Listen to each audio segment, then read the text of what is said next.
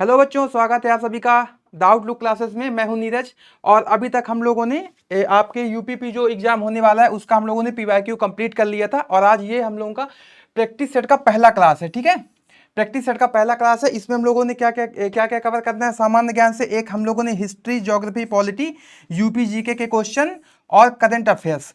तो सामान्य अध्ययन को लेकर के यूपी पुलिस में जितनी भी चीजें आती है ऑलमोस्ट मैंने कोशिश किया है कि पूरे क्वेश्चन कवर कर लें 38 क्वेश्चन में। ठीक है, तो आज हम लोग का ये पहला क्लास है और इसके बाद हम लोग लगातार अभी जितने दिन बचे हैं तो लगातार हम लोग क्लासेस कंप्लीट करेंगे जीएस के पॉइंट ऑफ व्यू से। तो आप इसको देखेंगे और मुझे पूरा यकीन है कि क्वेश्चन इनसे बाहर नहीं जाने चाहिए। ठीक है, तो हम लोग स्टार्ट करते हैं अपना पहला क्वेश्चन। पहला सवाल है, भारतीय संविधान का कौन सा अनुच्छेद मूल कर्तव्य से संबंधित है। ठीक है, पहला सवाल है कि भारतीय संविधान का कौन सा अनुच्छेद मूल कर्तव्य से संबंधित है। तो ए है अनुच्छेद 51, अनुच्छेद 51 का अनुच्छेद 52 और अनुच्छेद 53। देखिए इसका सही आंसर है अनुच्छेद 51 का। 51 का जो है भारतीय संविधान का वो मूल कर्तव्य से संबंधित है और इसको 42वें संविधान संशोधन के माध्यम से 1976 में भारतीय संविधान में शामिल किया गया था। ठीक है, और इसी में जो अनुच्छेद 52 है, अनुच्छेद 52 ये प्रावधान करता है कि भारत का एक राष्ट्रपति होगा, भारत का एक राष्ट्रपति होगा। ये कौन सा अनुच्छेद बोलता है? अनुच्छेद 52 बोलता है। तो आपको ये दोनों आर्टिकल याद रखने हैं। अनुच्छेद जो 51 है वो ये बोलता है कि अंतरराष्ट्रीय शांति एवं सुरक्षा का जो प्रावधान है वो अनुच्छेद 51 में किया गया है। अंतरराष्ट्रीय शांति एवं सुरक्षा का प्रावधान वो अनुच्छेद 51 में किया गया है। तो कभी भी बात आए कि शांति एवं सुरक्षा की बात किस आर्टिकल में की गई है तो आप लोगों को ध्यान में रखना है अनुच्छेद 51 में। ठीक है, नेक्स्ट सवाल है हम लोगों का, मौलिक अधिकार का प्रावधान किस देश के संविधान से लिया गया है? ब्रिटेन, कनाडा, ऑस्ट्रेलिया, संयुक्त राज्य अमेरिका। तो मौलिक अधिकार का प्रावधान संयुक्त राज्य अमेरिका से लिया गया है। ठीक है, ब्रिटेन से क्या लिया गया है? ब्रिटेन से लिया गया है नागरिकता का प्रावधान। हमारे यहाँ एकल नागरिकता के प्रावधान को अपनाया गया है। तो एकल नागरिकता का प्रावधान अगर कभी पूछे पेपर में आपसे कि कहां से लिया गया है तो ब्रिटेन से लिया गया है। और इसके अलावा रूल ऑफ लॉ, जिसको हम लोग क्या बोलते हैं? विधि का शासन, रूल ऑफ लॉ यानी कि विधि का शासन, ये प्रावधान भी ब्रिटेन से लिया गया है। अगला है इसमें एक है कनाडा। कनाडा से हम लोगों ने क्या लिया है? तो जो हमारे यहाँ संघात्मक शासन प्रणाली है उसके प्रावधान कनाडा से लिए गए हैं। संघात्मक शासन प्रणाली। और एक है ऑस्ट्रेलिया। ऑस्ट्रेलिया से हम लोगों ने क्या लिया है? तो समवर्ती सूची का प्रावधान हमने ऑस्ट्रेलिया से लिया है, समवर्ती सूची का प्रावधान। तो ये चीजें आप ध्यान में रखिएगा। नेक्स्ट सवाल है, नियंत्रक एवं महालेखा परीक्षक की नियुक्ति किसके द्वारा की जाती है? एक है प्रधानमंत्री, सर्वोच्च न्यायालय के मुख्य न्यायाधीश, राष्ट्रपति या लोकसभा अध्यक्ष। देखिए जितने भी मेन पदाधिकारी हैं भारतीय संविधान में ऑलमोस्ट मतलब चांसेस ये हैं कि उनकी नियुक्ति राष्ट्रपति ही करते हैं। तो जो नियंत्रक एवं महालेखा परीक्षक हैं इंग्लिश में क्या बोलते हैं? सीएजी। सीएजी का प्रावधान संविधान के किस अनुच्छेद में? ये भी कई बार पेपर में पूछता है। तो आर्टिकल 148। आर्टिकल जो 148 है वो सीएजी से संबंधित है और इनकी नियुक्ति कौन करता है? राष्ट्रपति करता है। ये आपको ध्यान में रखना है। ठीक है, नेक्स्ट सवाल है, प्रथम बौद्ध संगीति का आयोजन किसके कार्यकाल में किया गया था? अजातशत्रु, कालाशोक, अशोक या कनिष्क? अब देखिए इस ऑप्शन को मैंने ऐसे अरेंज किया है कि जो 4 बौद्ध संगीति हुई थी ना तो चारों के यहाँ पे नाम, जैसे अजातशत्रु है तो प्रथम जो बौद्ध संगीति का आयोजन है वो अजातशत्रु के कार्यकाल में हुई थी। कालाशोक के कार्यकाल में द्वितीय बौद्ध संगीति का आयोजन किया गया था। फिर उसके बाद अशोक, इनके कार्यकाल में तृतीय यानी तीसरा, और लास्ट में कनिष्क के शासनकाल में चौथी बौद्ध संगीति है वो कनिष्क के कार्यकाल में हुई थी। अच्छा, अगर इनका स्थान देखा जाए तो कहा, जैसे पहले जो हुई थी वो कहाँ हुआ था? तो ये हुआ था राजगृह, वैशाली, पाटलिपुत्र,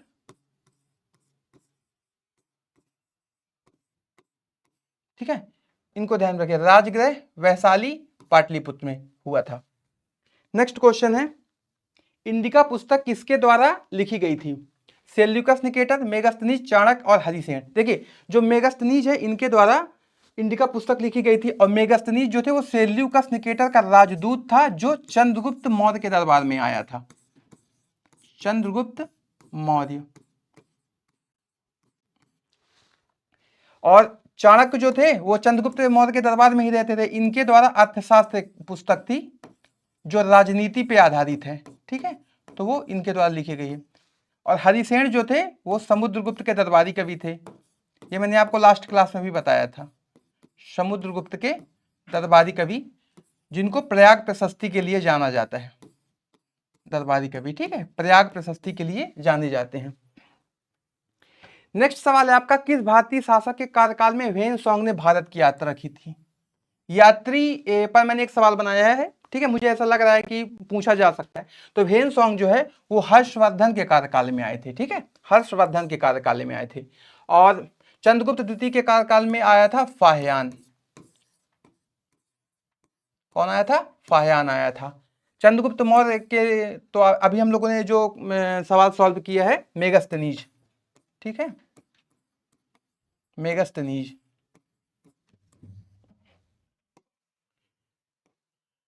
नेक्स्ट सवाल है, निम्नलिखित में से किस विभाग की स्थापना फिरोज शाह तुगलक के द्वारा नहीं की गई थी? नहीं की गई थी।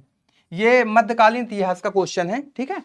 तो ऑप्शन है दीवाने बंदगान, दीवाने खैरात, दीवाने इस्तिहाक और दीवाने अमीर कोही। देखिए जो शुरुआत की तीन है, दीवाने बंदगान, दीवाने खैरात और दीवाने इस्तिहाक, इन तीनों की जो स्थापना है वो फिरोज शाह तुगलक ने की थी, ठीक है, फिरोज शाह तुगलक ने की थी। और जो लास्ट में दीवाने अमीर कोही, इसकी जो स्थापना है वो मुहम्मद बिन तुगलक ने की थी, मुहम्मद बिन तुगलक ने की थी।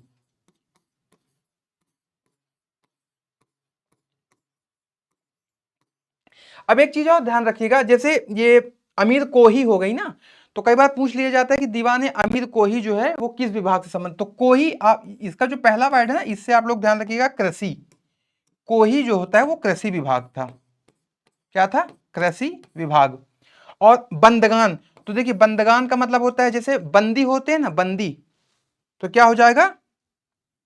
बंदी मतलब दास, तो ये दास विभाग था, ठीक है। नेक्स्ट है दीवाने एक है खैरात। खैरात का मतलब क्या होता है? दान देना। तो जो दीवाने खैरात था वो दान विभाग हो गया। तो जो ऑप्शन है वो मैंने इसलिए इस प्रकार सेटिंग किए थे कि अगर आप लोग इनको एक बार पढ़ लेंगे ना तो आपको ये रहेगा कि हाँ लगातार जो है वो फिरोज शाह तुगलक से संबंधित है, और लास्ट वाला जो है वो मोहम्मद बिन तुगलक से है। तो क्वेश्चन क्या था? फिरोज शाह तुगलक के द्वारा नहीं की गई थी, तो आंसर हो जाएगा दीवाने अमीर को ही। क्यों? क्योंकि इसकी मोहम्मद बिन तुगलक ने की थी। नेक्स्ट सवाल है हम लोगों का, निम्नलिखित में से किस मुगल शासक के शासनकाल को हिंदी साहित्य का स्वर्ण युग कहा जाता है? हिंदी साहित्य का स्वर्ण युग, देखिए अकबर, शाहजहां, जहांगीर, औरंगजेब। ये ऑप्शन मैंने ऐसे सेट किए थे इसलिए कि मुगल शासकों का कार्यकाल किसी न किसी अच्छे का, मतलब जैसे हिंदी साहित्य का है ना वो अकबर का कार्यकाल जाना जाता है, लेकिन अब शाहजहां जो हो गए वो हो गया स्थापत्य कला, यानी कि आर्किटेक्चरल जो वर्क है, स्थापत्य कला का स्वर्ण युग जो है वो शाहजहां का कार्यकाल जाना जाता रहा। और जहांगीर जो है वो चित्रकला के लिए जाने जाते रहे, चित्रकला का स्वर्ण युग, चित्रकला का स्वर्ण युग, ठीक है। औरंगजेब, औरंगजेब का वैसे ऐसा कुछ खास तो था नहीं, इनका एक उपनाम याद रखिएगा आप, क्या? इनको जिंदा पीर बोला जाता था, औरंगजेब को जिंदा पीर। तो अगर आपके पेपर में पूछे कि किस मुगल शासक को जिंदा पीर के नाम से जाना जाता था, तो वो औरंगजेब हो जाएगा उसका आंसर। नेक्स्ट सवाल है जुलाई, अब देखिए यहां से करंट अफेयर्स स्टार्ट होता है, मैंने सोचा कि कुछ करंट अफेयर्स की क्वेश्चन भी कवर कर लिए जाएं, ठीक है। जुलाई 2024 में लखनऊ स्थित किस अनुसंधान संस्थान को उत्कृष्ट शोध कार्य के लिए कृषि नेतृत्व पुरस्कार 2024 प्रदान किया गया है? अब देखिए ये जो ऑप्शन में चारों है ना, तो चारों जो संस्थान है वो लखनऊ में ही स्थित हैं। तो आपको एक तो ये यहां से एक सवाल ये पता चलता है कि केंद्रीय औषधि अनुसंधान संस्थान, केंद्रीय औषधि हो गया, गन्ना हो गया, वनस्पति हो गया और विश्व विज्ञान हो गया, ठीक है। ये चारों कहाँ है? लखनऊ में है। अगर आपके पेपर में पूछे कि केंद्रीय औषधि, केंद्रीय भारतीय गन्ना, राष्ट्रीय वनस्पति और राष्ट्रीय विश्व विज्ञान अनुसंधान संस्थान कहाँ लोकेटेड है? तो लखनऊ में है। अब सवाल ये करंट अफेयर्स का कि कृषि नेतृत्व पुरस्कार 2024 में किस अनुसंधान संस्थान को दिया गया था? तो देखिए ये जो बी वाला ऑप्शन ना, भारतीय गन्ना अनुसंधान संस्थान, तो गन्ना के क्षेत्र में उत्कृष्ट कार्य करने के लिए गन्ना अनुसंधान संस्थान को कृषि नेतृत्व पुरस्कार 2024 प्रदान किया गया है। नेक्स्ट सवाल है, उत्तर प्रदेश के मुख्यमंत्री ने किस जिले से पेड़ लगाओ पेड़ बचाओ जन अभियान, पेड़ लगाओ पेड़ बचाओ जन अभियान 2024 की शुरुआत की थी? लखनऊ, गोरखपुर, प्रयागराज, महाराजगंज। तो इसका सही आंसर है लखनऊ, लखनऊ से की थी। ठीक है, नेक्स्ट है, सलखन जीवाश्म पार्क उत्तर प्रदेश के किस जिले में स्थित है? देखिए, सलखन जीवाश्म पार्क, ये जो क्वेश्चन मैंने यहां पे रखा है, उसका मेन रीजन क्या था कि अभी हाल ही में भारत ने जो यूनेस्को की बैठक हुई थी 46वीं,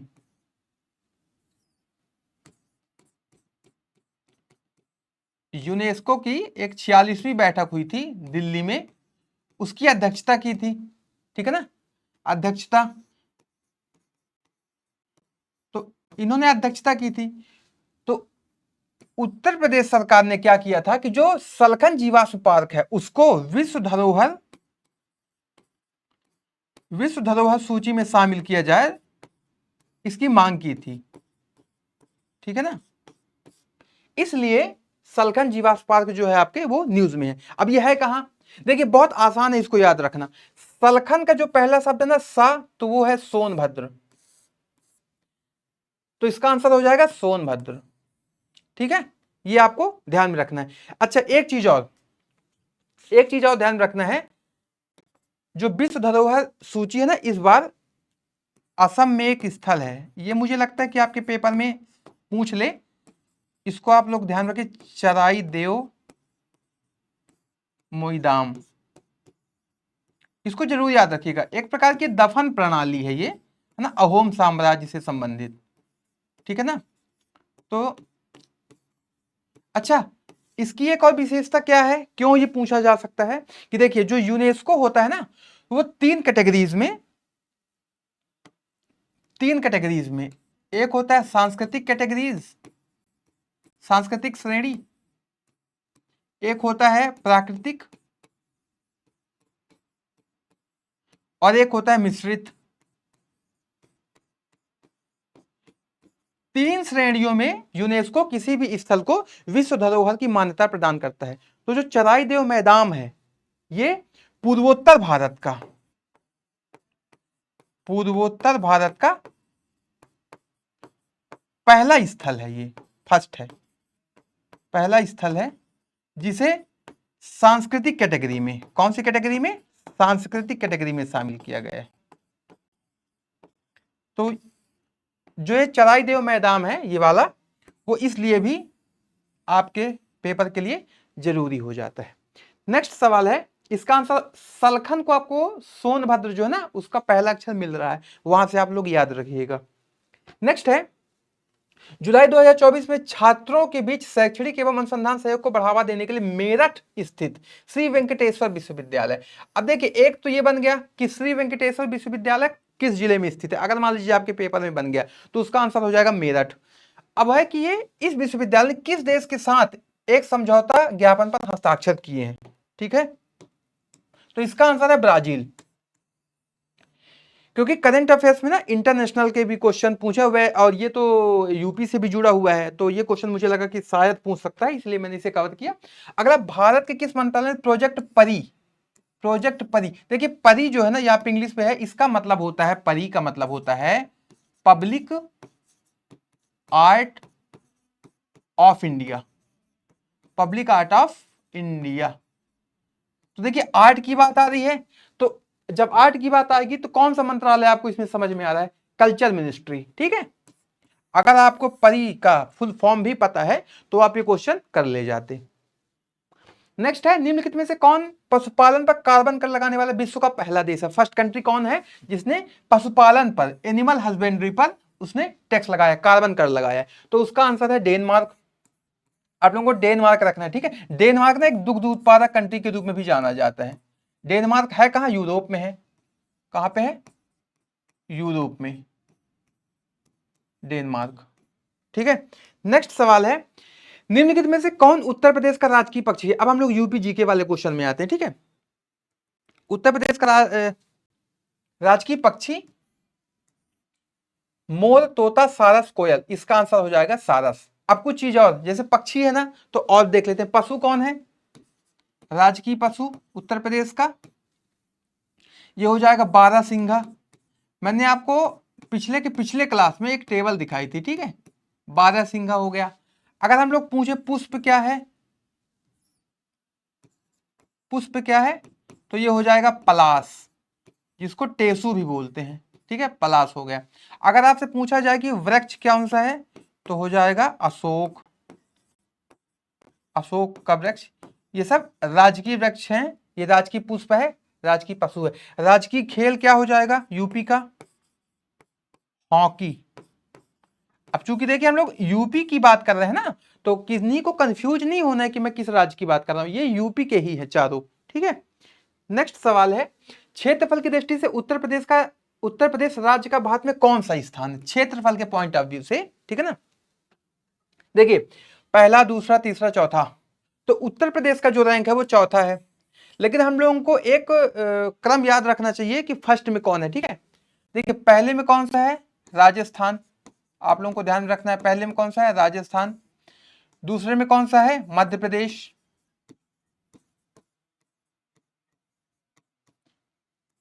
तीसरे में कौन है, महाराष्ट्र, ठीक है।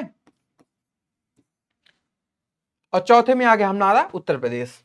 देखिए उत्तर प्रदेश पता है क्षेत्रफल की दृष्टि से तो चौथा है, बट अगर हम लोग पॉपुलेशन की बात करें,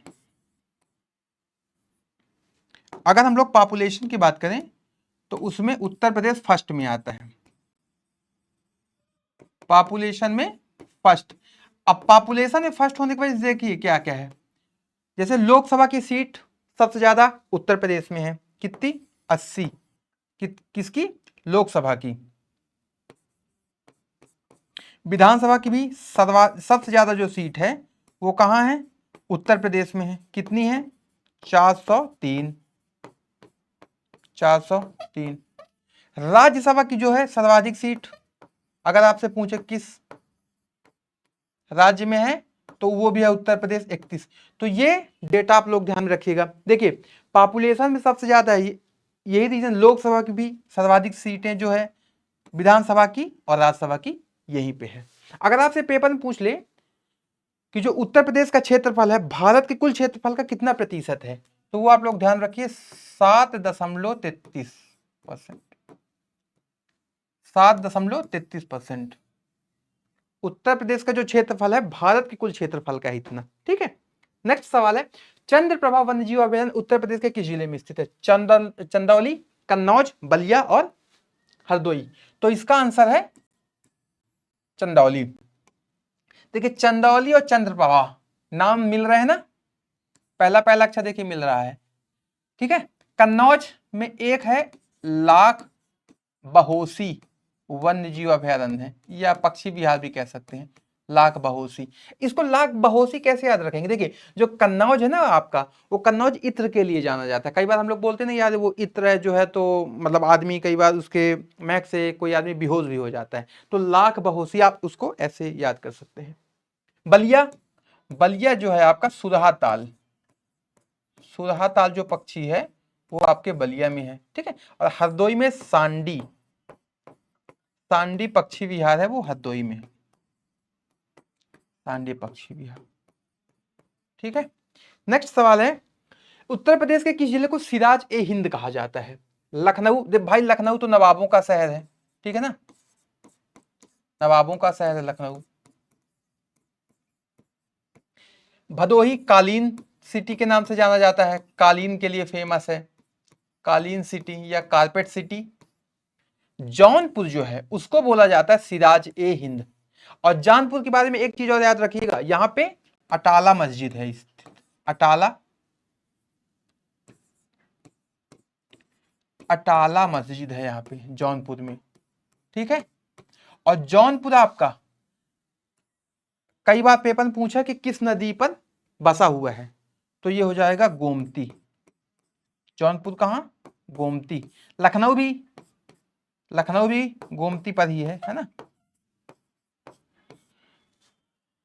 नेक्स्ट सवाल है, एक मिनट बच्चों, उत्तर प्रदेश का फिरोजाबाद जिला किसके लिए प्रसिद्ध है, फिरोजाबाद जिला, ताला उद्योग के लिए कौन जाना जाता है? अलीगढ़। हम लोग सुनते हैं ना अलीगढ़ का ताला है, तो अलीगढ़। फिर है पीतल के बर्तन। पीतल के बर्तन जो है आपके वो मुरादाबाद। कहां पे? मुरादाबाद। मुरादाबाद पीतल के बर्तनों के लिए। कालीन उद्योग मैंने अभी आपको बताया है, भदोही। और कांच की चूड़ियों के लिए कोई अगर जाना जाता है वो होता है फिरोजाबाद। हमारे गांव में एक महिला आया करती रही चूड़ी लेकर के ना, तो वो हमेशा बोलती है कि ये फिरोजाबाद की चूड़ियां हैं। तो उस वक्त मुझे समझ में नहीं आया था कि फिरोजाबाद का है तो क्या। आज समझ में आ रहा है कि फिरोजाबाद की चूड़ियां मतलब विश्वविख्यात हैं एक प्रकार से। ठीक है। प्रसिद्ध ठुमरी गायिका गिरिजा देवी का जन्म किस शहर में हुआ था? देखिए, जो गिरिजा देवी है ना, हमेशा पूछा जाता है किस घराने से संबंधित है, तो बनारस घराने से ये रिलेटेड है, बनारस घराना। अब ऑप्शन में अगर आपको वाराणसी दिखे तो आप इसको लगा सकते हैं। ठीक है, दैट्स इट। नेक्स्ट है, निम्नलिखित में से कौन सा उत्तर भारत का शास्त्रीय नृत्य है? कथकली, कथक, सत्रिया, कुचिपुड़ी। देखिए चारों को बता देते हैं। कथकली जो है वो केरला का है। कथक है उत्तर भारत का। ठीक है। सत्रिया जो है वो है असम का। और कुचिपुड़ी जो है वो है आंध्र प्रदेश का। कहां का है? आंध्र प्रदेश का। नेक्स्ट सवाल है, तुर्किश गेटवे के उपनाम से प्रसिद्ध रूमी दरवाजा किस शहर में स्थित है? देखिए, आप एक चीज ध्यान रखिएगा कि रूमी दरवाजे को क्या बोलते हैं? तुर्किश गेटवे भी बोलते हैं। क्यों? क्योंकि तुर्की परंपरा से निर्मित किया गया है रूमी दरवाजा। और यह है कहां? यह है आपके लखनऊ में। जौनपुर क्यों फेमस है? मैंने अभी आपको बताया था, अटाला मस्जिद के कारण। ठीक है, अटाला मस्जिद। और फतेहपुर सीकरी में बुलंद दरवाजा का निर्माण करवाया गया था अकबर के द्वारा। तो आप इनको ऐसे ध्यान रखिएगा दोनों। ठीक है।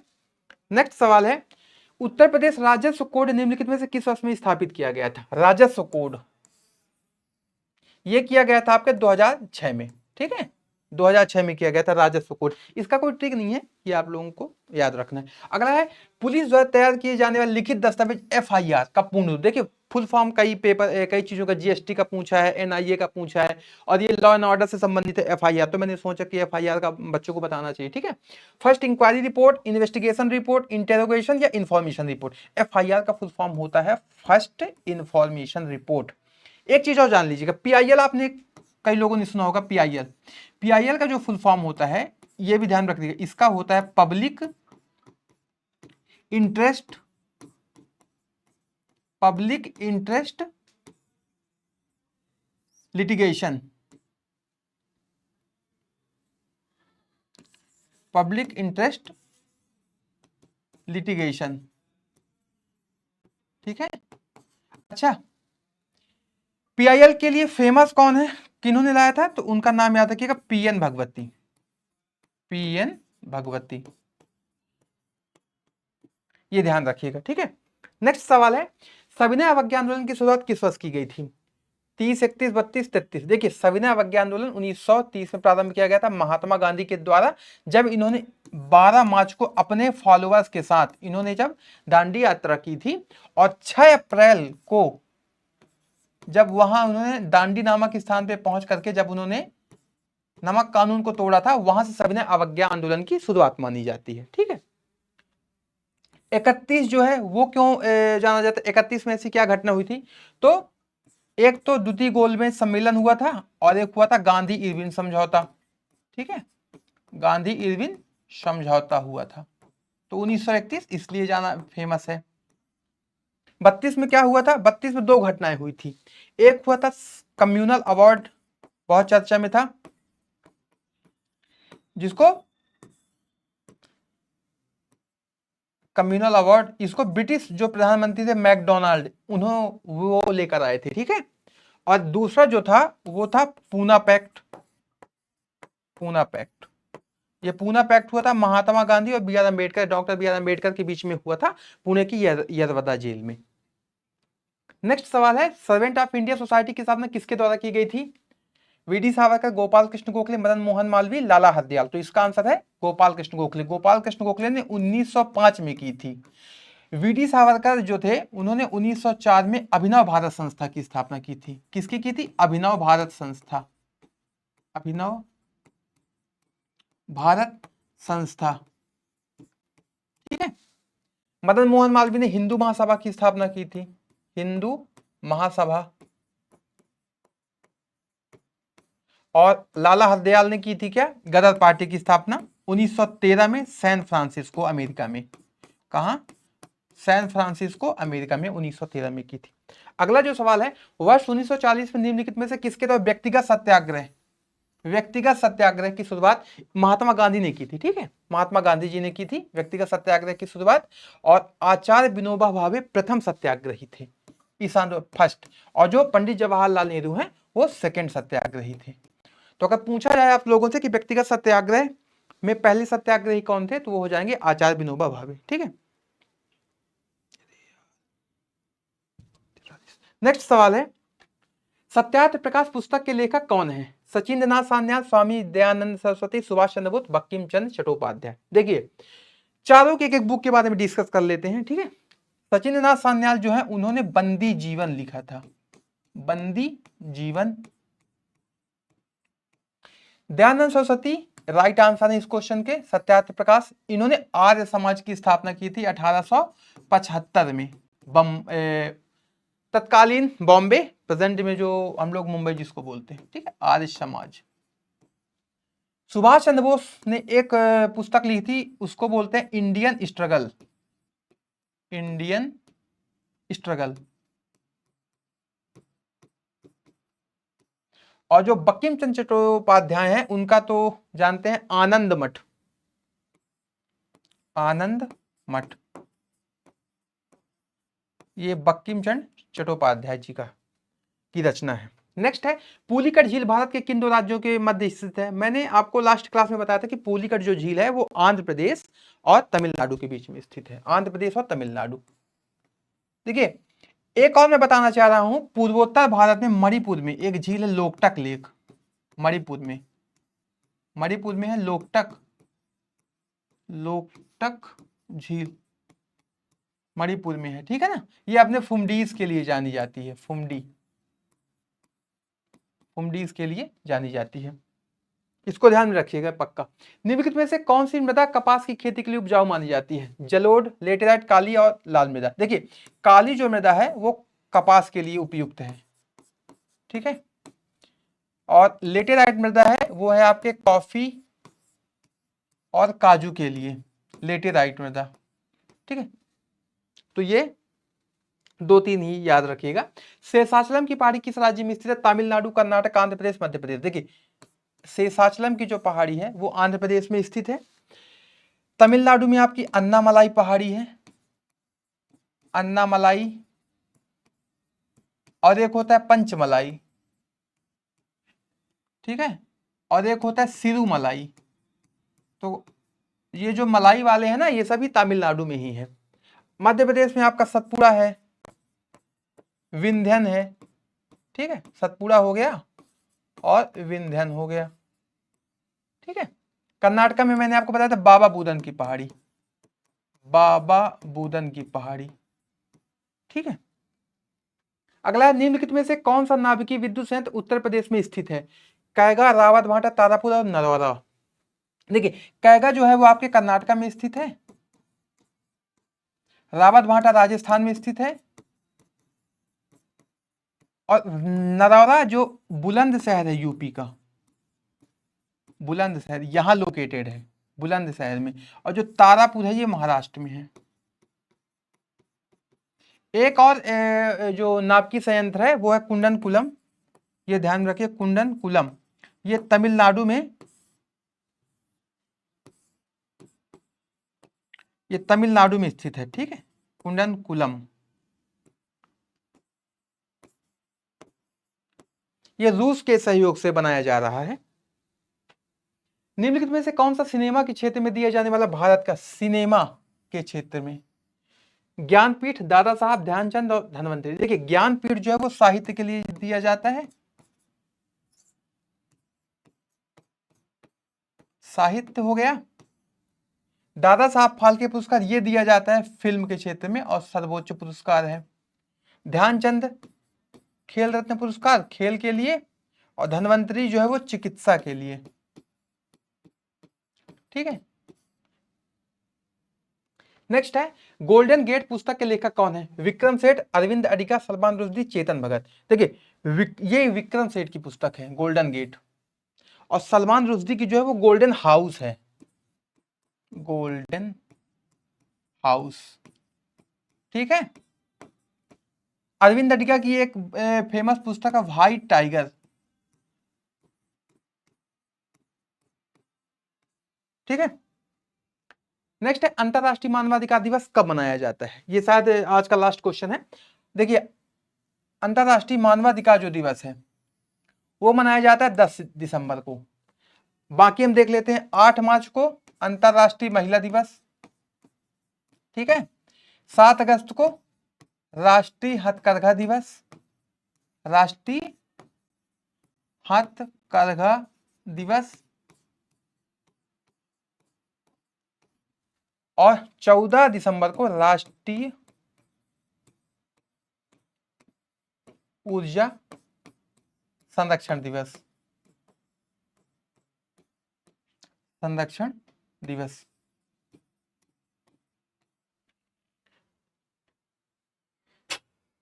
ठीक है, तो ये हम लोगों का लास्ट क्वेश्चन था। ठीक है, अब हम लोग अपने प्रैक्टिस सेट सेकंड को लेकर कल मिलेंगे आपसे। प्रैक्टिस सेट जो 2 है उसके लिए हम लोग आपसे कल मिलेंगे। ठीक है, धन्यवाद।